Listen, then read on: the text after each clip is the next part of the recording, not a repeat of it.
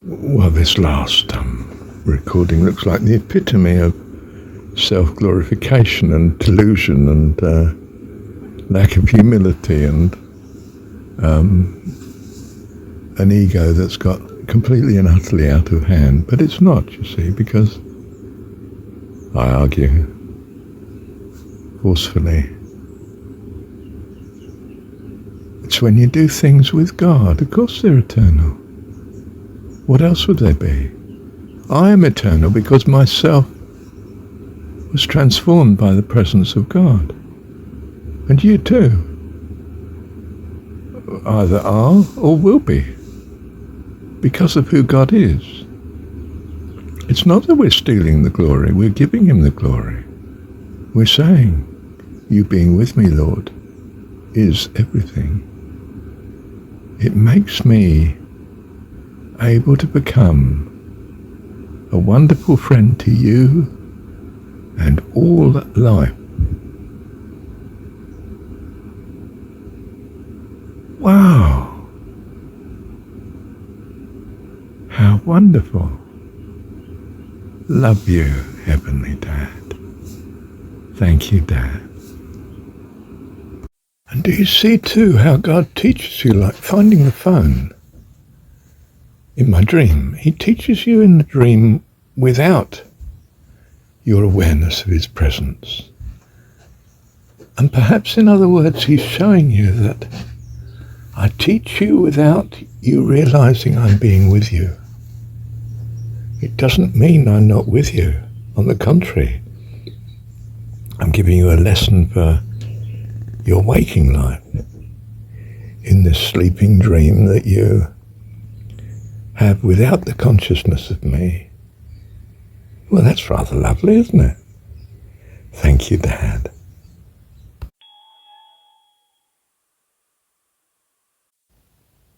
You see, this is childhood, isn't it? You're cared for by parents you've really no conception of. There's just this helpful being that does things, and well, things just are. You don't think how or why or what the motivation is of whoever's causing it. You simply benefit from it from the very beginning. They help you into the world, the midwife, mum. And you're cared for and fed and protected and kept warm and attended to whenever you cry out. And this is what simply is to you. There's no questioning of it, only gathering experience of it.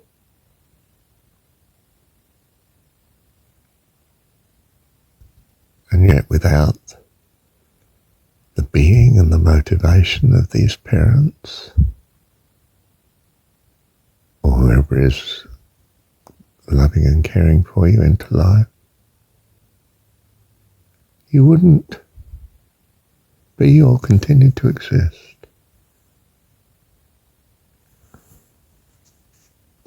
So it is in what we childishly refer to as our adult life here.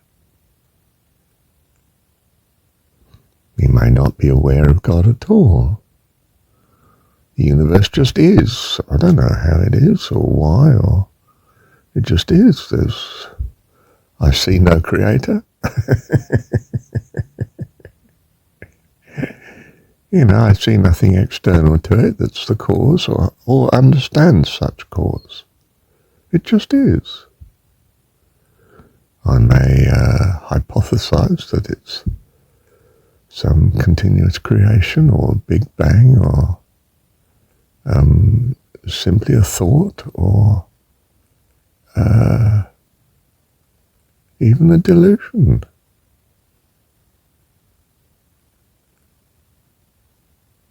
But I don't know. I'm not at the level of maturity yet to like the child, understand that, you know, for instance, I mean, all these shops and things in my life, they're there because of this monetary system that they get paid for doing it, and therefore they serve you when you go in the shop, you know, or teach you, or, you know, police the streets, or, I mean, make things like motor cars and houses. And they're all doing it in a system where they're paid and have an incentive, and they do it for the reason that such helps their ability to live. You know, there's this fantastic world that exists out there that dad or mum and dad go out to work in, and well, you've no conception of. They disappear in the morning, they come home again at night.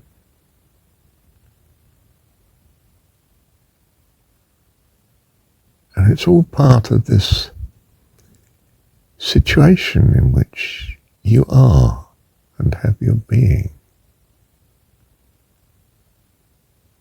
And that is how we are as an adult. Simply speaking, as a child. We can learn much from our childhood, reflecting upon it, how best to be an adult in this situation of newness of experience, namely fuller and fuller levels of existence, of being created by forces and understandings that we know not of. Isn't it amazing? How wonderful.